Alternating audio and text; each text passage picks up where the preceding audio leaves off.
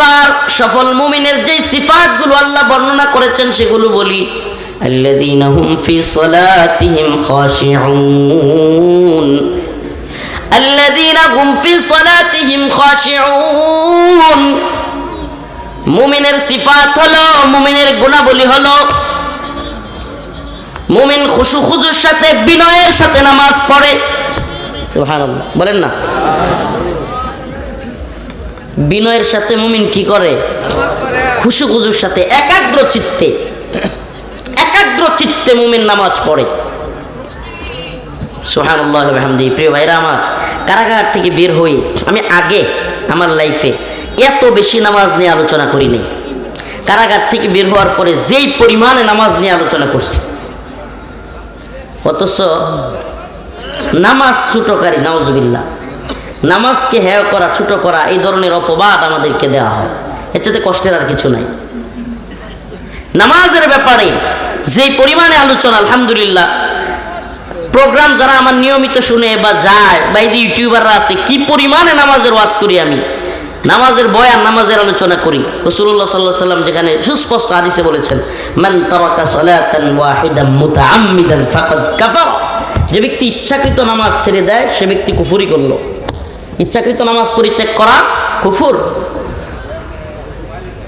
ইমাম আহমদ ইবনে হাম্বলের মত হলো ইচ্ছাকৃত নামাজ পরিত্যাগকারীর মুসলমানদের কবরে দাফন করা যাবে না, নাউজুবিল্লাহ। আমাদের ইমাম উনিও বলেন যে তাকে কারাগারে আবদ্ধ করা হবে ইচ্ছাকৃত নামাজ পরিত্যাগকারীকে পিটাইয়া, তারপরে তওবা করার পর যার নামাজ ছাড়বো না, তারপরে তাকে ছাড়া হবে। কত কঠোর নামাজের ব্যাপারে। নামাজ বেহেশতের চাবি। আউয়ালু মা ইউহাসাবু বিহিল আবদু ইয়াউমাল কিয়ামাতিস সালাহ। কিয়ামতের দিন সর্বপ্রথম নামাজের হিসাব হবে। নামাজের ফজিলত হাজারো লাখো, কিছু বলার নাই। সফর অবস্থায় নামাজ পড়তে হয়, অসুস্থ অবস্থায় দাঁড়ায় পড়তে না পারলে বৈশা না পড়তে পারলে ইশারায়। নামাজের ছাড়ার তো কোনো সুযোগ নাই। নামাজের এত গুরুত্ব। সুবহানাল্লাহি ওয়া বিহামদিহি। আমি একটা আলোচনায় মুসলিম ভূমির প্রতিরক্ষা, এই কথা বুঝাইতে গিয়ে বলেছিলাম যে মুসলিম ভূমি প্রতিরক্ষার জন্য আল্লাহ রাসূল সাল্লাল্লাহু আলাইহি সাল্লাম এমন জিহাদের ময়দানে পরিস্থিতি এতটাই ভয়াবহ হয়েছে যে 4 ওয়াক্ত নামাজ তিনি ছেড়ে দিতে হয়েছে। কয়েকটা জিহাদের ময়দানে পরিস্থিতি এতটাই ভয়াবহ। আমাকে বলেন, আপনার বাড়িতে কেউ আক্রমণ করেছে, আপনার এলাকা সব পুরাইয়া দিচ্ছে, আপনার সন্তানদেরকে মেরে ফেলছে, এই মুহূর্তে আপনার নামাজের সুযোগ আছে? কথা বলেন না, নামাজের সুযোগ নেই। জিহাদ যখন এমন পর্যায়ে চলে যায়, দিফা না করলে, প্রতিহত না করলে মুসলমানদের ভয়াবহ ক্ষতি হবে, ওই পর্যায়ে আল্লাহ রাসূল সাল্লাল্লাহু আলাইহি ওয়াসাল্লামের শিক্ষা হলো এবং অনেক ইমামদের মতামত হলো যে ওই সময় ভূমিকে প্রতিহত করাই হলো সবচেয়ে উত্তম। সুবহানাল্লাহ। মুসলিম ভূমির প্রতিরক্ষা গুরুত্ব, মুসলিম ভূমির প্রতিরক্ষার গুরুত্ব। আমি আপনাদেরকে 2টা মতামত শোনাই। ইমাম জামানার মুজাদ্দিদ যাকে বলা হয়, 21 শতাব্দীর সবচাইতে বেশি পৃথিবী কাঁপিয়ে দেওয়া একজন ব্যক্তি, আফগান জিহাদের অন্যতম সেনানায়ক মরহুম শহীদ শেখ আব্দুল্লাহ আজ্জাম রাহিমাহুল্লাহ, উনি বলেছিলেন উনার তাফসিরে তাওবার মধ্যে যে ঈমান আনার পর সবচাইতে গুরুত্বপূর্ণ বিষয় হলো মুসলিম ভূমির প্রতিরক্ষা। সুবহানাল্লাহ। আমার বলতে গিয়া কোনো এক প্রোগ্রামে যে নামাজের চাইতে গুরুত্ব বুঝাইতে গিয়া কথাগুলোর মধ্যে কিছুটা মনে হয়েছে যে এখানে মনে হয় নামাজকে ছোট করা হচ্ছে। নাউজুবিল্লাহ। নামাজকে ছোট করার তো কোনো প্রশ্নই আসে না, রোজাকে ছোট করার তো কোনো প্রশ্নই আসে না। একটা ইবাদতকে কিংবা একটা ফরজ বিধানকে উঁচু করতে গিয়ে আরেকটাকে ছোট করা যাবে? এটা ছোট করার বিষয় না, বরং জিহাদের তীব্রতা, কাফেরদের আক্রমণের ভয়াবহতা রাসূলের উপরে এমন পর্যায়ে ছিল যে রাসূলুল্লাহ সাল্লাল্লাহু আলাইহি ওয়াসাল্লাম, উলামায়ে কেরাম এখানে আছেন, খন্দকের যুদ্ধে কাফেরদের আক্রমণে মুসলমানদেরকে ওই আক্রমণ থেকে প্রতিহত করতে গিয়া নামাজ পর্যন্ত কাজা করতে হয়েছে। এমনকি পরবর্তীতে রাসূলুল্লাহ সাল্লাল্লাহু আলাইহি ওয়াসাল্লাম কাফেরদের ব্যাপারে বদদুয়া করেছিলেন যে তোদের কারণে আজকে আমার নামাজ কাজা করতে হইল। প্রিয় হাজিরিন, প্রিয় উপস্থিতি, সূরাতুত তাওবা যারা ঈমান এনেছে এবং আল্লাহর পথে হিজরত করেছে ও নিজেদের সম্পদ এবং জীবন দিয়ে জিহাদ করেছে, তারা আল্লাহর কাছে সর্বোচ্চ মর্যাদার অধিকারী। সুবহানাল্লাহ। হাদিসের দৃষ্টিতে রাসূলুল্লাহ সাল্লাল্লাহু আলাইহি ওয়াসাল্লাম বলেন, সহিহ বুখারী ও মুসলিম, ঈমান আনার পরে সর্বোত্তম আমল হলো আল্লাহর প্রতি জিহাদ। সুবহানাল্লাহ। মুসলিম ভূখণ্ডে আক্রমণ হওয়ার পর মুসলমানদের জন্য সবচাইতে জরুরি, আপনার সন্তানকে মেরে ফেলতেছে, আপনার স্ত্রীকে ধর্ষণ করতেছে কাফেররা। আমার কথা বুঝতেছেন? এমন হয় কিনা? এমন অসংখ্য ভূখণ্ডে অলরেডি হচ্ছে কিনা? এমন অসংখ্য ভূখণ্ডে এমন অবস্থা হচ্ছে। ইবনে হাজার আসকালানি, ইমাম নববী রাহিমাহুল্লাহ, ইমাম নববী বলেন জিহাদ হলো এমন আমল যা ঈমানের পরে আল্লাহর পথে সবচেয়ে মূল্যবান। সুবহানাল্লাহি ওয়া বিহামদিহি। আল্লাহ তার রাসূলের প্রতি ঈমানের পরে আল্লাহর প্রতি জিহাদ সর্বোত্তম আমল, কারণ এটি আল্লাহর রাসূলের দ্বীন প্রতিষ্ঠা এবং কালেমাকে উঁচু করার জন্য জীবন ও সম্পদ উৎসর্গ করার নাম। ইবনে তাইমিয়া রাহিমাহুল্লাহ, শেখুল ইসলাম ইবনে তাইমিয়া রাহিমাহুল্লাহ বলেছেন, আল্লাহর প্রতি ঈমান আনার পর জিহাদই সর্বোত্তম আমল, কারণ আল্লাহ তাআলা জান্নাতে যাওয়ার পথ হিসেবে জীবন ও সম্পদ দিয়ে জিহাদ নির্ধারণ করেছেন। সুবহানাল্লাহ। ইমাম কুরতুবী রাহিমাহুল্লাহ, জিহাদ হলো ইসলামের সর্বোচ্চ শিখর এবং এটি দ্বীন প্রচার ও আল্লাহর কালেমাকে উঁচু করার গুরুত্বপূর্ণ মাধ্যম। সুবহানাল্লাহ। আসলে এখানে ভয়াবহতা পরিস্থিতি, এমন অবস্থা যদি তৈরি করে যে মুসলমানদের জান মাল সবকিছু হুমকির মধ্যে, মুসলমানদের ইজ্জত সম্পদ সবকিছু হুমকির মধ্যে, আল্লাহ রাসূল থেকে সাল্লাল্লাহু আলাইহি সাল্লামের শিক্ষা থেকে আমরা এটাই পাই যে রাসূলুল্লাহ সাল্লাল্লাহু আলাইহি সাল্লাম যুদ্ধের ভয়াবহতার কারণে তিনিও নামাজ কাজা করতে বাধ্য হয়েছিলেন। তার মানে বোঝা যায় যদি শত্রুরা, আল্লাহ না করুক, ভারত যেভাবে হুমকি দুমকি দিচ্ছে, আমার আপনার ঘর বাড়ি যদি পোড়ায়া দেয়, আমাদের মা বোনদেরকে দর্শন করতে থাকে, লুণ্ঠন করতে থাকে, এই অবস্থায় কি আমি মসজিদের দিকে যেতে পারবো? নাকি আমাকে আগে শত্রুর এই মোকাবেলা করা, আমাকে শত্রুর এই অবস্থা প্রতিহত করা আমার উপরে আল্লাহ পাকের পক্ষ থেকে বিধান। কিন্তু স্বাভাবিকভাবে একজন মানুষ স্বাভাবিক জ্ঞান দিয়া বুঝলেও যে আমার বাড়িতে হামলা হয়েছে, আমার বউরে মেরে লেতেছে, আমার মেয়েরে দর্শন করতেছে, স্ত্রীরে, আর আমি মসজিদে যাব নামাজ পড়তে, যাব? সুবহানাল্লাহ। এতগুলো মতামত বললাম, কিন্তু হ্যাঁ, নামাজের বিধান কি তাহলে আল্লাহর কাছে গুরুত্বপূর্ণ না? হয় নাউজুবিল্লাহ, অনেক গুরুত্বপূর্ণ। আল্লাহর কাছে নামাজ অনেক গুরুত্বপূর্ণ, অনেক বেশি গুরুত্বপূর্ণ। সুবহানাল্লাহ। বান্দা এমন কোনো মাধ্যম নাই যেটা দিয়ে তার রবের খুব কাছাকাছি যেতে পারে, এর একটাই মাধ্যম, সুবহানাল্লাহ, সেটা হলো নামাজ, সিজদা। আল্লাহকে সিজদা দেওয়ার মাধ্যমেই বান্দা খুব কাছাকাছি যেতে পারে। অতএব আমি বলবো, প্রিয় ভাইরা আমার, বন্ধুগণ আমার, ছোট্ট থেকে ছোট্ট জিনিস নিয়ে ছিদ্রান্বেষণ করা, এটা আমাদের কাজ হইতে পারে না। ছোট্ট থেকে ছোট্ট জিনিস নিয়ে কি করা? এর আগেও একবার, আমার এটা এখনো মনে আছে, তখনকার মতো তো আর আলহামদুলিল্লাহ কারাগার আমাকে মানসিকভাবে এতটাই শক্ত করছে যে এইগুলোর এখন আর ওইভাবে নিই না। ওই একবার আমি একটা কথা বলতে গিয়া, তখন খুব দেশের মধ্যে খুব ঝামেলা, মানে একে অপরের দিকে ডিল চোরাচুরি, কাদা চোরাচুরি এগুলো করতেছিল। তখন একটা বক্তব্যে লাইভে বলছিলাম যে আমাদের উস্তাদগণ, আমাদের নবী, আমাদের কোরআন হাদিস এই শিক্ষা দেয় নাই যে আমরা একজনের আর একজনের বিরোধিতা করতে গিয়া গালাগালি করব। কথাটা আবারও শুনেন, আমাদের উস্তাদগণ, আমাদের নবী, আমাদের কোরআন হাদিস ওই শিক্ষা দেয় নাই যে আমরা কি করব, একে অপরকে বিরোধিতার নামে গালাগালি করব। এই কথাগুলো কাট করে প্রথম অংশটাকে আমাদের উস্তাদগণ, আমাদের নবী, এতটুকু কাট করে ছেড়ে দিছে যে হুজুর তাদের উস্তাদদেরকে নবী মনে করে। নাউজুবিল্লাহ। মানে আপনি চিন্তা করছেন, হুজুর কি করে তাদের উস্তাদদেরকে নবী মনে করে। জীবন ভর খতমে নবুয়তে ওয়াজ করলাম, আনা খাতামুন নবী লা নবিয়্যা বাদি, আল্লাহর রাসূলের হাদিস। জীবন ভর কাদিয়ানীদের বিরুদ্ধে সারা দেশে গলা ফাটাইলাম, কাদিয়ানীদের বিরুদ্ধে, কাদিয়ানীরা কাফের স্লোগান দিলাম। কাদিয়ানীরা যেই কারণে কাফের, আমি যদি আল্লাহ না করুক বলি আমার উস্তাদগণ আমার নবী, তাহলে তো আমিও ইমান থেকে চলে যাব। মানে এই অতটুক বুঝ আমার নাই, আমি আমাদের উস্তাদদেরকে নবী বইলা চালাই দিছি, নাউজুবিল্লাহ। মানে এই কথাগুলো বলে বলে কাট করে করে কাটপিচ করে বয়ান এদিক সেদিক করে বিভিন্ন ধরনের মানুষকে বিভ্রান্তি করা এবং সুযোগ বুঝে বিরোধিতা করা, গালাগালি করা, এগুলো কিছু লোকের স্বভাব। আল্লাহ তাআলা এদেরকে হেদায়েত দান করুক। আরো জোরে বলেন আমিন। নামাজকে ছোট করা, রোজাকে, আল্লাহর ফরজ বিধানগুলোকে ছোট করার কোনো প্রশ্নই আসে না।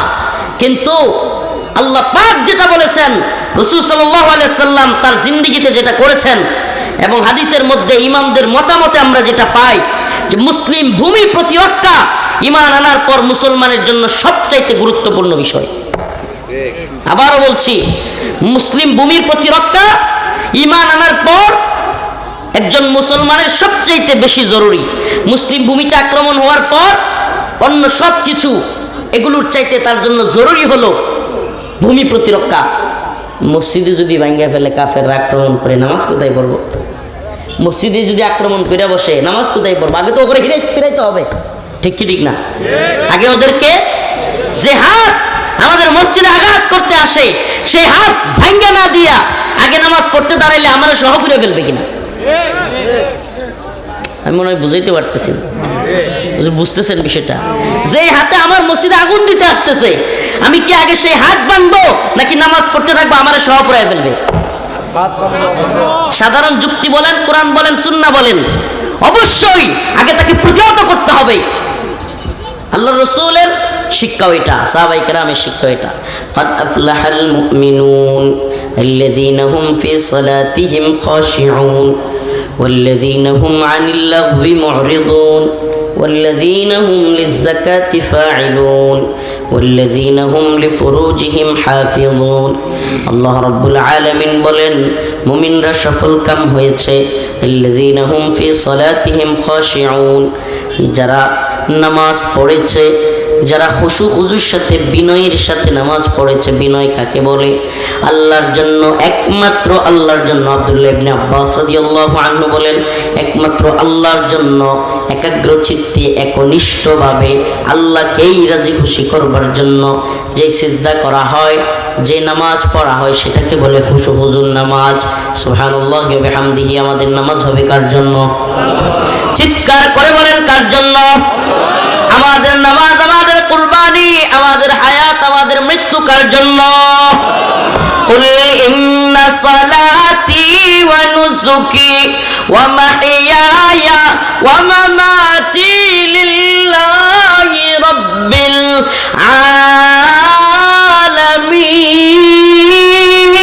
আলামিন।